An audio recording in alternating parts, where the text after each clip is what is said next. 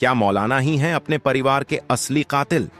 बीवी और बच्चों को दफनाने के बाद अचानक वह गांव क्यों छोड़कर चले गए? मौलाना वास्तव में कौन है?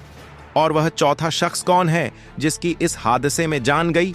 क्या यह वारदात केवल 2 नाबालिग बच्चों ने की या इसके पीछे कोई मास्टरमाइंड है? क्या मौलाना खुद इस कहानी का असली किरदार है या कोई तीसरा चेहरा है जो अब तक छुपा हुआ है? आज हम आपको उत्तर प्रदेश के बागपत जिले के गांव गंगनौली की उस डरावनी और हैरान कर देने वाली कहानी के हर सवाल का जवाब विस्तार और सबूतों के साथ बताएंगे। लेकिन उससे पहले अगर आप चाहते हैं कि मौलाना के परिवार को इंसाफ मिले तो इस वीडियो को लाइक करें और चैनल को सब्सक्राइब जरूर करें। यह सच्चाई ज्यादा से ज्यादा लोगों तक पहुंच सके। उत्तर प्रदेश के बागपत जिले के गांव गंगनौली की कहानी है। ये गांव अब डर और सन्नाटे में डूबा है क्योंकि जो हुआ उसने इंसानियत को हिला दिया। मौलाना इब्राहिम, जो गांव की मस्जिद के इमाम थे और जिन्हें सब हाफिज साहब कहते थे, उसी गांव से एक दिन ऐसी चीख उठी जिसने पूरे इलाके को खामोश कर दिया। मौलाना के परिवार की बेरहमी से हत्या कर दी गई। उनकी पत्नी और 2 मासूम बेटियां अब इस दुनिया में नहीं रहीं। घर का मंजर इतना भयावह था कि देखने वालों की रूह कांप गई। लोगों की आंखों में दर्द था और हर किसी के मन में बस एक सवाल था, आखिर ऐसा कौन कर सकता है? लेकिन जब सच्चाई सामने आई तो गांव में मातम और गहरा गया। यह वारदात किसी बाहरी ने नहीं की थी, बल्कि 2 नाबालिग बच्चों ने। जी हां, वही बच्चे जो मौलाना के शिष्य थे और तालीम लेने उनके पास आते थे। पुलिस जब गांव पहुंची तो भीड़ ने रास्ता रोक दिया। लोगों का गुस्सा इतना था कि पुलिस पर हमला कर दिया गया। गाड़ियां तोड़ी गईं और अफसरों पर पत्थर फेंके गए। 29 लोगों के खिलाफ FIR दर्ज करनी पड़ी। शुरुआत में पुलिस को शक किसी और पर था, खुद मौलाना इब्राहिम पर। क्योंकि घटना के वक्त वह घर पर नहीं थे, पुलिस को लगा कहीं यह खुद का बनाया खेल तो नहीं। मौलाना को हिरासत में लिया गया। वह बार बार चिल्लाते रहे, CCTV देखो, मैंने कैमरे ऑन करके गए थे, मैं निर्दोष हूं। पुलिस ने जब कैमरे चेक किए तो हैरानी की बात यह थी कि जिस कमरे में वारदात हुई उसका कैमरा बंद था, लेकिन बाहर गलियारे का कैमरा चालू था और वही फुटेज पूरे केस को पलट गया। फुटेज में एक 16 साल का लड़का संदिग्ध स्थिति में दिखाई दिया। पुलिस ने उसे पकड़ लिया और पूछताछ में उसने कबूल कर लिया। पूरा गांव दंग रह गया जब लड़के ने कहा, हां, मैंने और मेरे साथ वाले ने मौलाना के परिवार को मार डाला। जब वजह पूछी गई तो जवाब और भी चौंकाने वाला था। लड़के ने कहा, मौलाना हमें डांटते थे इसलिए हमने बदला लिया। पुलिस ने पूछा, सिर्फ इतनी बात? लड़के ने कहा, मौलाना अपने परिवार से बहुत प्यार करते थे। अगर हमें तकलीफ देना थी तो उनके परिवार को नुकसान पहुंचाना ही सही लगा। सोचिए, सिर्फ एक गुस्से में 3 जिंदगियां छीन ली। जब पूछा गया कि उन बच्चियों की क्या गलती थी तो जवाब आया, वह जाग गई थीं, चिल्लाने लगी थीं, इसलिए उन्हें भी नुकसान हुआ। मौलाना की दोनों बेटियां मासूम थीं और सिर्फ इसलिए अपनी जान गंवा बैठीं कि उन्होंने सब कुछ देख लिया था। इतनी निर्दयता, इतना अंधापन, गांव की रूह कांप गई।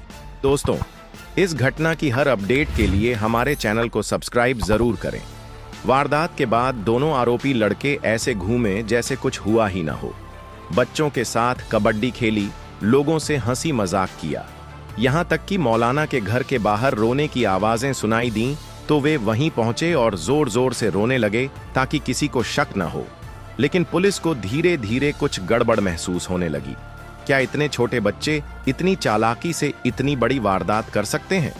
फिर आया वह मोड़ जिसने सब बदल दिया। मौलाना की पत्नी के भाई यानी उनके साले ने बड़ा बयान दिया। उन्होंने कहा, ये बच्चे इतने काबिल नहीं कि इतनी बड़ी साजिश रच सकें। इनके पीछे जरूर कोई बड़ा दिमाग है। इनके पास हिम्मत थी नहीं, न योजना, किसी ने इनके दिमाग में डाला है। शक अब गहराने लगा कि क्या ये बच्चे सिर्फ मोहरे तो नहीं थे। पुलिस ने जांच आगे बढ़ाई तो सामने आया कि जिस कमरे में वारदात हुई थी वहां का CCTV जानबूझकर बंद किया गया था। इसका मतलब था कि कोई ऐसा था जिसे पता था कैमरा कहां है और कैसे बंद किया जाता है, और यह काम किसी नाबालिग के बस का नहीं था। कहानी में अब एक तीसरा किरदार जुड़ चुका था, कोई ऐसा जो तकनीक समझता था, और जिसने सब कुछ प्लान किया था। पुलिस ने 3 युवकों को पूछताछ के लिए बुलाया। एक ट्रॉनिक की पढ़ाई कर चुका था, दूसरा कंप्यूटर रिपेयरिंग करता था और तीसरा मोबाइल सर्विस सेंटर में काम करता था। पुलिस का मानना था कि इन्हीं लोगों ने कैमरा बंद किया। जैसे जैसे जांच आगे बढ़ी, शक की सुई बार बार मौलाना की तरफ घूमने लगी। घटना के कुछ दिन बाद मौलाना ने गांव छोड़ने का फैसला किया। उन्होंने कहा, अब इस गांव में मेरा कोई नहीं बचा। मेरी बीवी और बेटियां ही मेरा संसार थीं। अब मैं यहां क्यों रहूं? गांव वाले पहले तो भावुक हुए, लेकिन जल्दी ही गुस्से में आ गए। उन्होंने कहा, हमने तुम्हारे लिए पुलिस से लड़ा, हमारे ऊपर केस हुआ और अब तुम हमें छोड़कर जा रहे हो। लोग मानते थे कि पुलिस और गांव की झड़प मौलाना की वजह से हुई थी। अगर मौलाना पुलिस से सहयोग करते, शायद यह झड़प होती ही नहीं। हालात अब ऐसे हो गए कि गांव 2 हिस्सों में बंट गया। एक ओर पुलिस, दूसरी ओर गांव वाले, और बीच में नाम था मौलाना इब्राहिम का। लोग सवाल करने लगे, अगर मौलाना निर्दोष हैं तो उन्होंने गांव क्यों छोड़ा? जो इंसाफ चाहता है वह भागता नहीं। इसी बीच पुलिस को एक और बड़ा सुराग मिला। घटना वाली रात एक काली गाड़ी गांव के पास देखी गई थी, जिसमें 4 लोग बैठे थे और एक का चेहरा ढका हुआ था। पुलिस अब उस गाड़ी की तलाश में है, लेकिन अभी तक कोई ठोस जानकारी नहीं मिली। जब मौलाना से पूछताछ हुई, उन्होंने कहा, मैं उस दिन देवबंद गया था अफगानिस्तान के विदेश मंत्री से मिलने। लेकिन पुलिस हैरान थी, इतनी जल्दी देवबंद से वापस कैसे लौट आए? जांच एजेंसी का मानना है कि या तो मौलाना सच छिपा रहे हैं या किसी ने बहुत चालाकी से सारा खेल रचा है। मौलाना के साले का बयान आया। उन्होंने कहा, इन बच्चों को फंसाया जा रहा है, असली मास्टरमाइंड कोई और है। गांव में चर्चा फैल गई कि यह तीसरा शख्स मौलाना के करीब था, या कोई पुराना दुश्मन, या फिर कोई धार्मिक विवाद से जुड़ा। सीबीआई जांच की मांग राज्य सरकार को भेजी गई, क्योंकि स्थानीय पुलिस मान चुकी है कि केस में कई परतें हैं। सीबीआई जांच मतलब हर बयान, हर फुटेज, हर गवाह की दोबारा पड़ताल और हर झूठ की तह में जाना।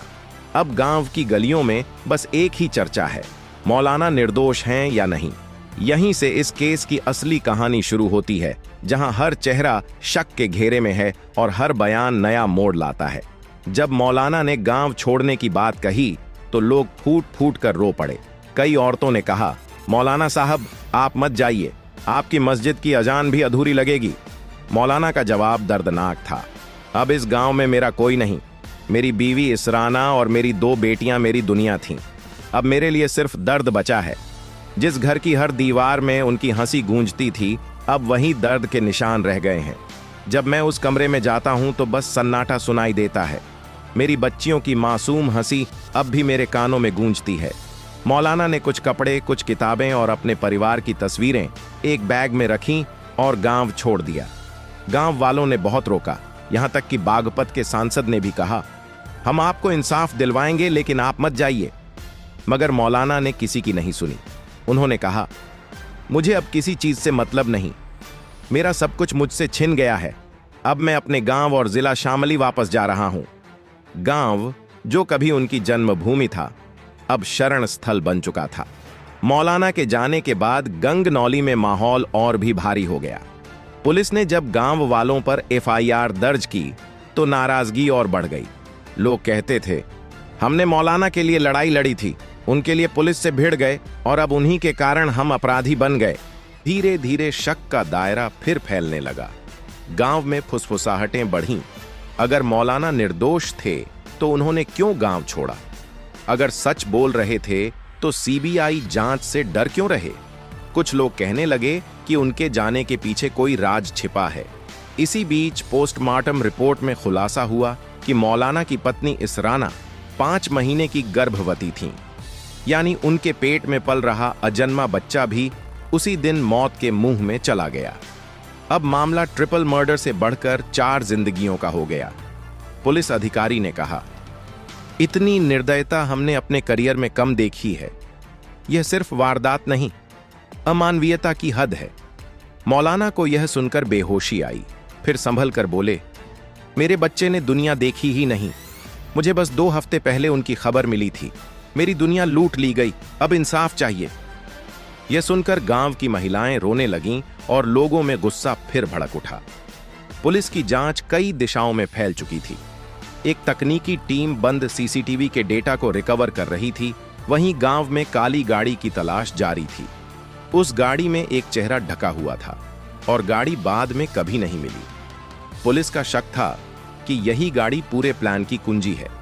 शायद इसी चार में से कोई वह शख्स था जिसने कैमरा बंद करवाया और बच्चों को भड़काया। मोबाइल टावर रिकॉर्ड खंगालने पर कुछ अजीब नंबर सामने आए। कुछ कॉल्स देवबंद से, कुछ शामली के पास के इलाकों से थीं। इसी बीच मौलाना के साले यानी इसराना के भाई ने प्रेस में कहा, इन दो बच्चों में इतनी हिम्मत नहीं थी कि यह अकेले कर सकें। किसी ने इनके दिमाग में जहर घोला और उन्हें इस्तेमाल किया। गांव और मीडिया अब एक ही आवाज में कहने लगे, सीबीआई जांच होनी चाहिए। पुलिस ने इसे फॉरवर्ड किया और राज्य सरकार ने संकेत दिया कि जरूरत पड़ने पर केस सीबीआई को सौंपा जाएगा। जांच में पता चला कि सीसीटीवी बंद करने के लिए एडमिन एक्सेस कोड इस्तेमाल हुआ था, जो केवल मौलाना और मस्जिद के तकनीकी केयरटेकर को पता था। फिलहाल पुलिस दोनों पर नजर रख रही है। लापता बताया जा रहा है कि वही शख्स कैमरा बंद करने और सबूत मिटाने में शामिल था। मौलाना का कहना है, मैंने किसी को कैमरा बंद करने को नहीं कहा, लेकिन सवाल यही है कि अगर उन्होंने नहीं कहा तो फिर किसने किया? गांव में मौलाना अब लगभग एकांतवास में है। कुछ लोग कहते हैं उन्होंने खुद को दोषी मानना शुरू कर दिया। शायद उनकी डांट और कठोरता बच्चों को इस हद तक ले गई। कुछ कहते हैं उन्हें असली गुनहगार पता है, लेकिन डर के कारण चुप हैं। अब बागपत का केस चौराहे पर खड़ा है।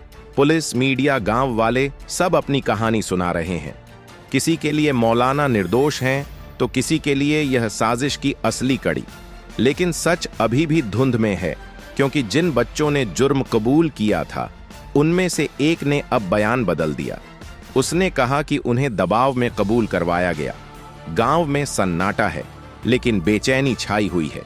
लोग कहते हैं कि जब तक सीबीआई नहीं आती, केस का सच सामने नहीं आएगा।